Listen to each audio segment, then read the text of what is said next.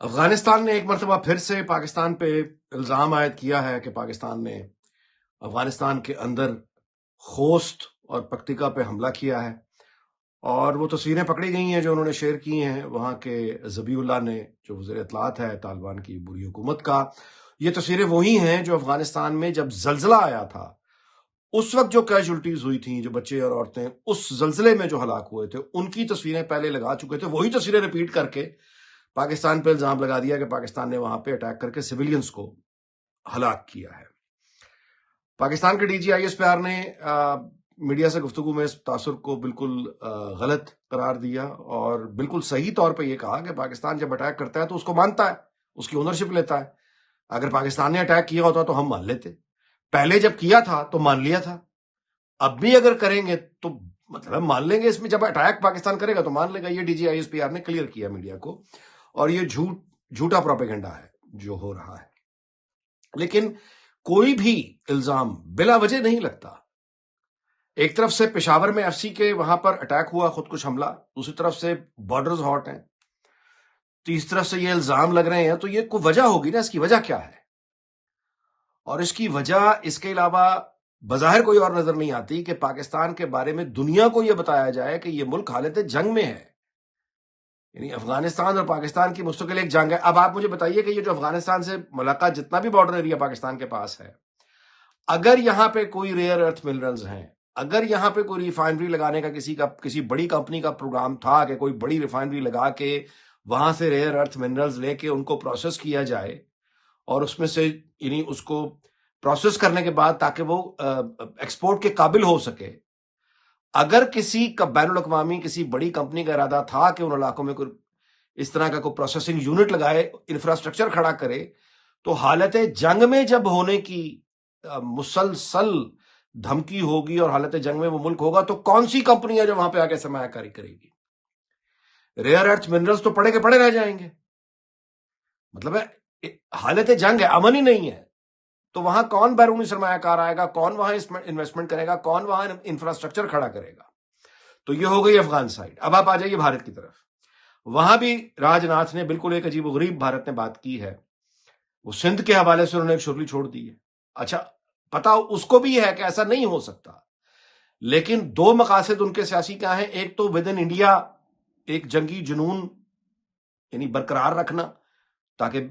B J پی جو ہے، مودی سرکار جو ہے، وہ مقبولیت میں رہے، حالت جنگ میں رکھنا، اور دوسرا پاکستان کے حوالے سے دنیا کو یہ ایڈریس کر کے بتانا کہ پاکستان پہ تو کسی بھی وقت ہم اٹیک کر سکتے ہیں۔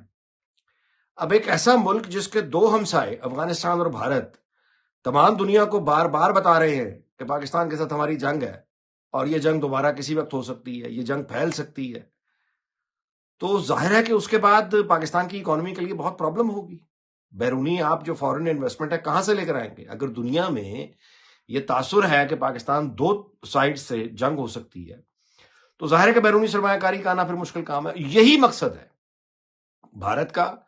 اور افغانستان میں تو شاید اتنی ان کی ڈیپتھ وہ لوگ جو حکومت کر رہے ہیں وہاں پہ نہ ہو،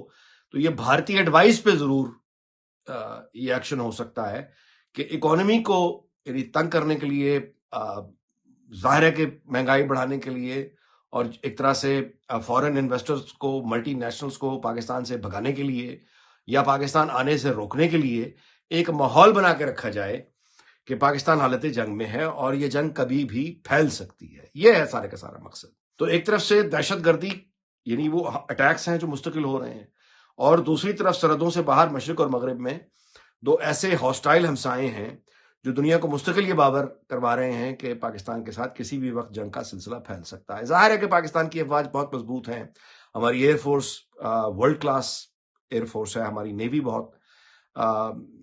پروفیشنل ہے، آرمی تو خیر ظاہر ہے کہ آؤٹ اسٹینڈنگ ہے، مطلب ہماری آرمی جو ہے وہ دنیا کی ٹاپ 10 آرمیز میں آتی ہے۔ تو یہ بھارت کو بھی پتا ہے کہ پاکستان پہ اس طرح اٹیک کر کے وہ اس طرح سے جوتے کھائے گا جس طرح پہلے انہوں نے جوتے کھائے۔ افغانستان کے طالبان حکومت ہے، ان کے ساتھ اگر باقاعدہ جنگ پاکستان اگر جاتا ہے تو یہ تو ویسے ہی لطیفے یعنی ایک ہنسی میں اڑا دینے والی بات ہے۔ ان کی تو مطلب بیچاروں کی حیثیت ہی کچھ نہیں ہے کہ وہ پاکستان کی فوج سے، ایک پروفیشنل آرمی سے، ایئر فورس سے وہ لڑ سکیں۔ تو ظاہر ہے کہ اس کا مقصد اور کوئی نہیں ہے کہ ایک ڈاؤٹ پیدا کیا جا سکے، ایک بے چینی پیدا کی جا سکے، اور بڑے مالیاتی ادارے اور فیکٹریز کو بتایا، مطلب بڑی جو مالیاتی ادارے اور بزنس کاروباری گروپس ہیں ان کو خوف زدہ رکھا جا سکے، اور ان کو یہ بتایا جائے کہ یہاں پہ، لیکن ظاہر ہے کہ یہ وہ کوششیں ہیں جن کا پاکستان کی حکومت بھی مقابلہ کر رہی ہے، کرنا چاہیے، کرنا پڑے گا، ریاست کو بھی مقابلہ کرنا پڑے گا۔ وزیر اعظم شہباز شریف ابھی ہم نے دیکھا کہ بحرین گئے ہیں تو وہاں پہ ان کو بہت ایک غیر معمولی پروٹوکول ملا ہے، اور ایک بہت بڑا بحرین کا انہوں نے جو قومی اعزاز ہے وہ شہباز شریف کو دیا ہے۔ یہی حالت عرب ممالک کی ہے، وہاں بھی پاکستان کی ایک غیر معمولی حمایت پائی جاتی ہے پاکستان کے لیے۔ یہی معاملہ چین اور امریکہ یعنی جو بڑی طاقتیں ہیں، دونوں کے ساتھ پاکستان کے سفارتی تعلقات اس وقت مثالی ہیں، اور یقیناً اس کی داد جو ہے وہ فیلڈ مارشل عاصم منیر کو دینی ہوگی، شہباز شریف کو دینی ہوگی، اسحاق ڈار کو دینی ہوگی، اس میں کچھ شک و شبے کی بات ہی نہیں ہے۔ لیکن جتنی بھی ایفرٹس ہو رہی ہیں یعنی اس وقت تک پاکستان کے لیے، اور پاکستان کے پاس جو اس وقت ایک کردار موجود ہے بین الاقوامی دنیا میں، وہ اپنی جگہ، لیکن یہ جو دو پرماننٹ، یہ جو ایسٹ اینڈ ویسٹ پہ دو آپ کہیں نیبرز ہیں، ان کی طرف سے جو ایک ہذیان بکنا ہے وہ اپنی جگہ۔ ضرورت ہے اس بات کی کہ ان خطرات کو سامنے رکھ کر پارلیمنٹ میں بحث کی جائے، ضرورت ہے اس بات کی کہ اس بات کو سمجھا جائے کہ ہم پاکستان کی اکانومی کو ٹارگٹ کیا جا رہا ہے باقاعدہ دو ساورن سٹیٹس کی طرف سے، اور کس طرح اس کا جواب دیا جا سکتا ہے، کس طرح پاکستان کے اندر سٹیبلٹی لا کر ہم بیرونی سرمایہ کار جو گروپس ہیں ان کا اعتماد بحال کروا سکتے ہیں، کس طرح پاکستانی جو بڑے بزنس گروپس ہیں ان کا اعتماد کس طرح سے بحال کیا جائے کہ وہ باہر سے پیسہ لا کے، جن لوگوں نے رکھا ہوا ہے وہ پاکستان سے باہر سے واپس لا کے پاکستان میں انویسٹ کریں۔ پھر اس کے بعد اوورسیز پاکستانیز، یہ ایک بہت بڑے حقیقت ہے، ان کو کس طرح سے لیو کیا جا سکتا ہے کہ وہ پاکستان میں آ کے سرمایہ کاری اور کریں اور انویسٹ کریں۔ تو یہ بہت بڑے چیلنجز ہیں، یہ معمولی چیلنجز نہیں ہیں، اور میں یہ سمجھتا ہوں کہ حکومت اور ریاست اور موجودہ نظام، ان کے سامنے سب سے بڑا جو چیلنج ہے ادر دین سرحدوں کے اور جنگ کے علاوہ، جو سب سے بڑا چیلنج ہے وہ اکانومی کی ریوائول ہے، اور دنیا کا پاکستان کی معیشت پر اعتماد کا بحال ہونا، یہ سب سے بڑا امتحان ہے۔ ظاہر ہے کہ ہم دعائی کر سکتے ہیں کہ پاکستان کی معیشت جو ہے اس پہ دنیا کا اعتماد بحال ہو۔